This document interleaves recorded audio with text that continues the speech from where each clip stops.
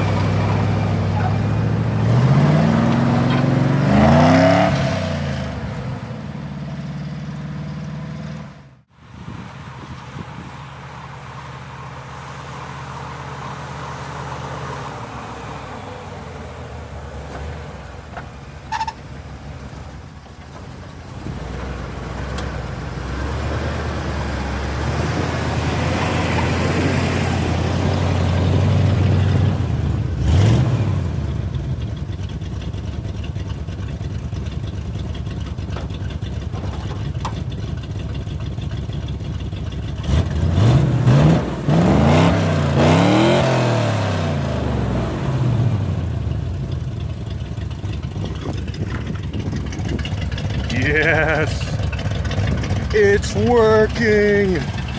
It's working.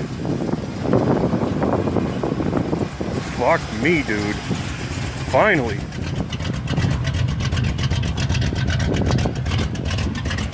Flooding over.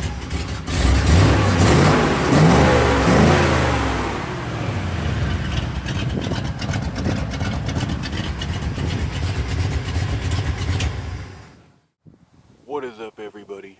Boostown GP here, coming at you. It's a little windy out here. It's always windy on the bog. And we finally have this junk box truck running and driving. Oh shit, it's been a while. This is actually the first test drive.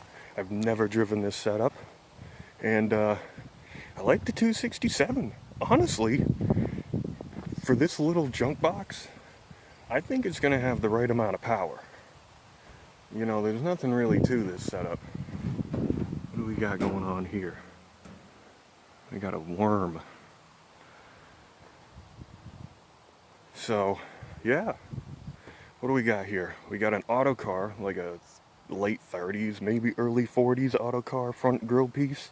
It does stick out quite a bit, but if I hit the mud and it folds under, it's not going to immediately destroy my radiator, which doesn't have a bar underneath for safety. I need to put a I-beam across to put some hooks, and that's pretty much it. I get the hooks on the back. I'm going to wire these taillights up, so don't worry. And there also is going to be some form of headlights on it, and I probably won't use them often, but for comedic effect.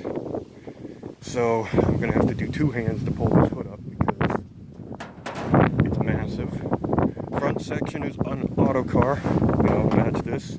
Back section is a Jeep, like an 80s, because they had the hinges here and I just, you know, melted some metal together and they're now attached. As you can see, we got this fancy cold air intake, which it's not actually hooked up yet. I'm just gonna make a rubber hose that just jams up into the thing, and there's gonna be my snorkel. Got our steering shaft here that is custom made using a welder and universal joints and the stock spline piece there. Then we have fancy. Why is that like that? That shouldn't be like that. That's going to get burnt, that wire. It's also pissing oil out of this because I need to mount that somehow. So yeah, got the clutch hooked up. Happy for that. Got the brakes. I replaced the master cylinder because it was junk, and also the master cylinder on here was junk. And I just replaced all the lines and shit because when you disconnect that stuff for too long, it just stops working if you refill it. Oh yeah. And my broken leaf spring. This has been broken for like 12 years. I crashed this chassis all those times ago. That was when it was the Pontiac body was on it. The Grand Prix, the red one, the 86. So we got axle dumps to, what are these mufflers? They are Raptor turbo mufflers. I don't know who makes them, I guess Raptor. I think that sounds really sick. With the 1103 cam, the 267 with the 305 heads. Pretty nice. Let's see. Doors work. Let's see.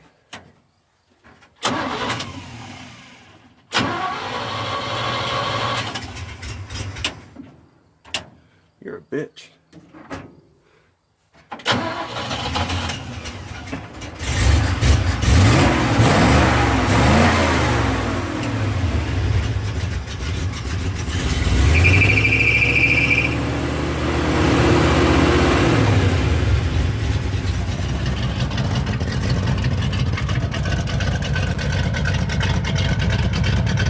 That's pretty good. I love that.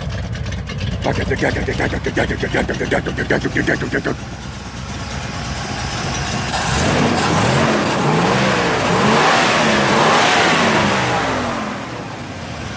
a loud fan.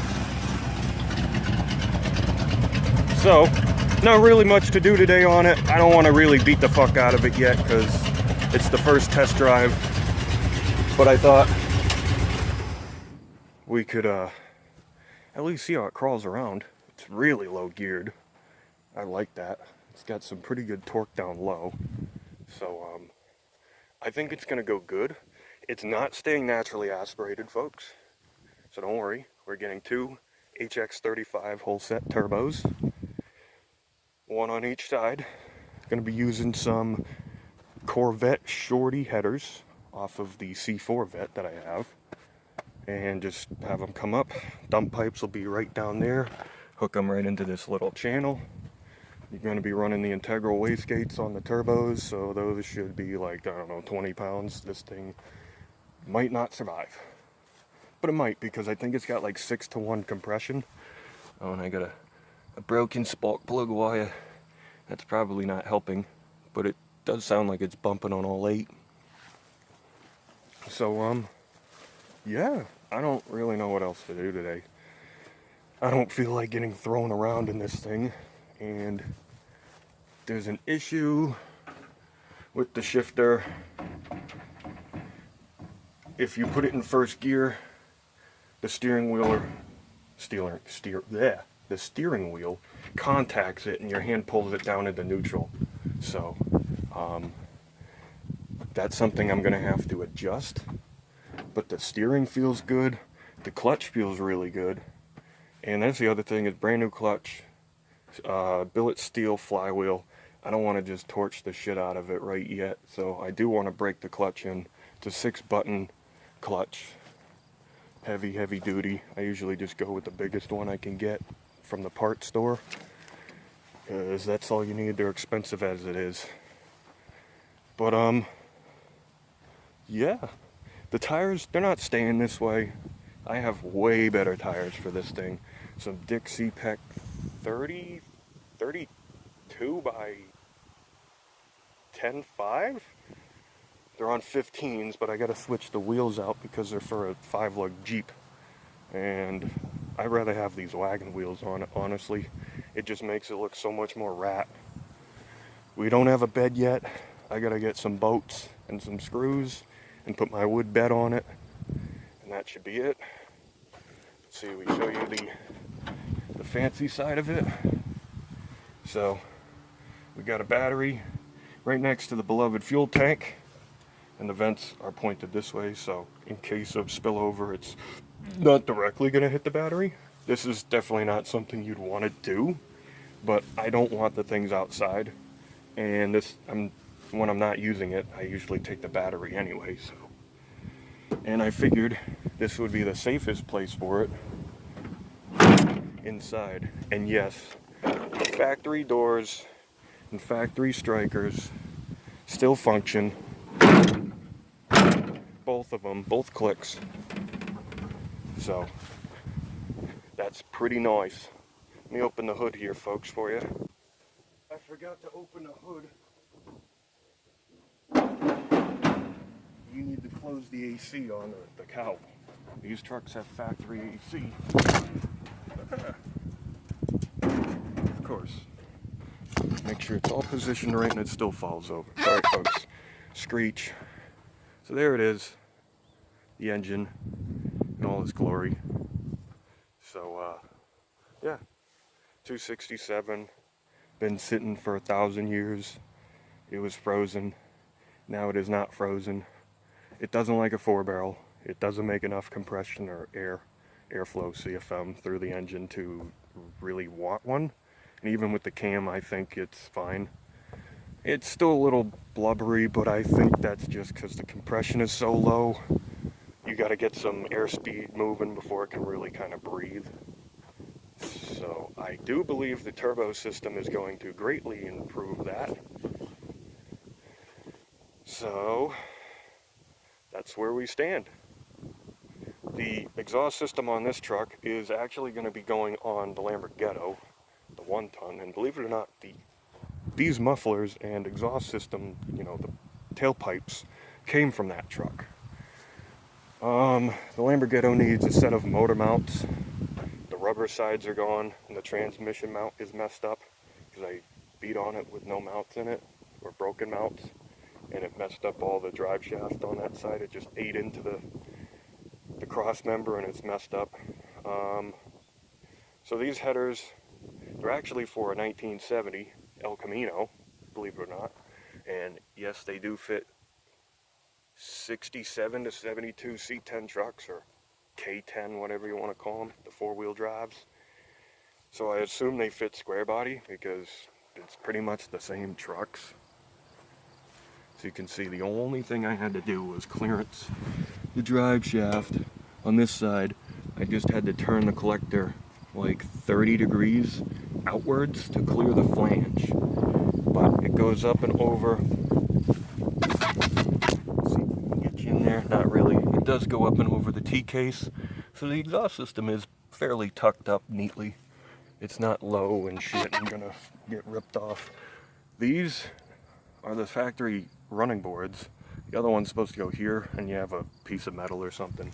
I'm gonna put those back because I think it looks cool with the running boards on it, but they're just gonna be like some steel mesh, some really heavy duty, like what is it, like in a shop floor they have some of those like big grates, sewer grates, and I have one that I think I can cut down the middle and put on both sides, make just a little kind of hazard step.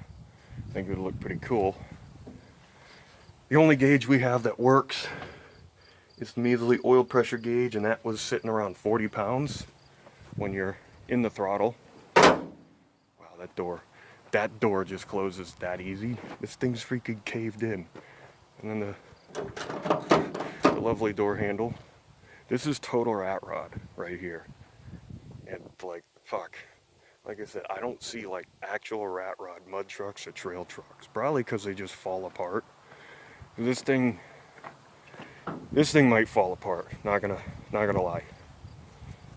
But yeah, you'll definitely see more of this thing.